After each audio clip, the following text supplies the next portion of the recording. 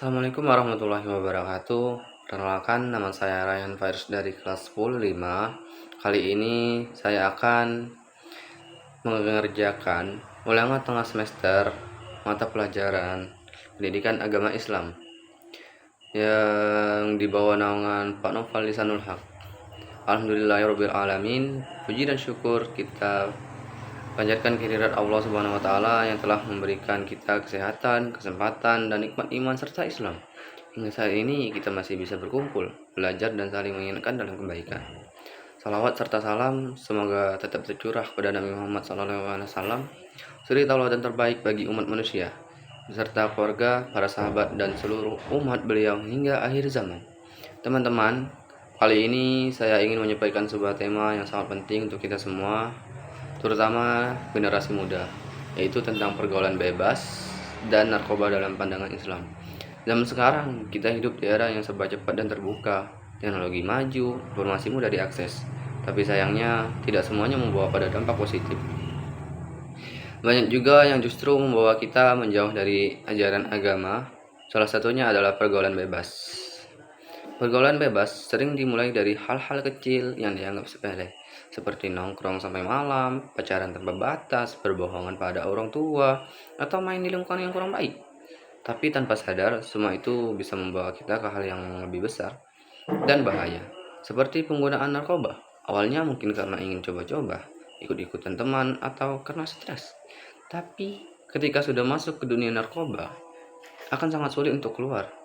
Bukan hanya merusak kesehatan tubuh dan pikiran, tapi juga menghancurkan masa depan, hubungan keluarga, dan bisa membawa pada kematian. Allah Subhanahu wa taala berfirman dalam Al-Qur'an, "Dan janganlah kamu menjatuhkan dirimu sendiri ke dalam kebinasaan." Quran surah Al-Baqarah ayat 195. Artinya, kita dilarang melakukan hal-hal yang bisa membahayakan diri sendiri. Narkoba jelas termasuk dalam hal ini karena efeknya yang merusak tubuh dan jiwa. Dalam ayat lain, Allah Subhanahu wa taala juga menegaskan, sesungguhnya khamar, berjudi, berkorban untuk berhala, dan mengundi nasib dengan panah dan perbuatan keji dari perbuatan setan. Maka jauhilah agar kamu beruntung. Quran surah Al-Maidah ayat 90.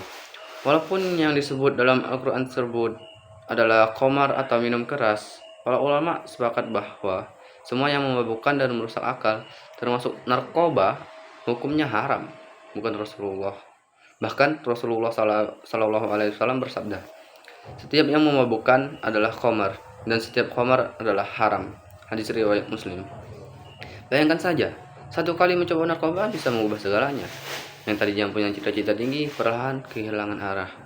Yang tadinya dikenal rajin dan sopan, jadi mudah pemarah, malas, dan bahkan berani melakukan kejahatan demi mendapatkan narkoba. Teman-teman sekalian, jangan sampai kita terjerumus ke dalam lingkaran pergaulan bebas. Islam mengajarkan kita untuk menjaga pergaulan, memilih teman yang baik, dan selalu berada di lingkungan yang positif.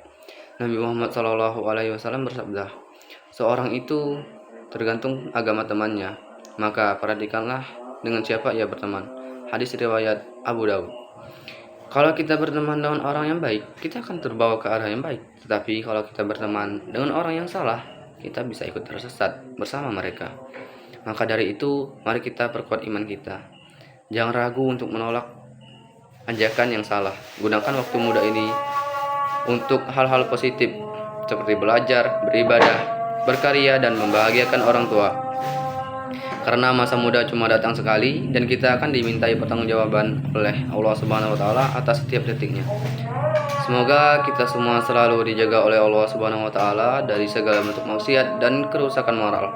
Mari sama-sama saling mengingatkan, saling menjaga, dan menjadi generasi muda yang beriman, bertakwa, dan berprestasi. Sekian dari saya. Wassalamualaikum warahmatullahi wabarakatuh.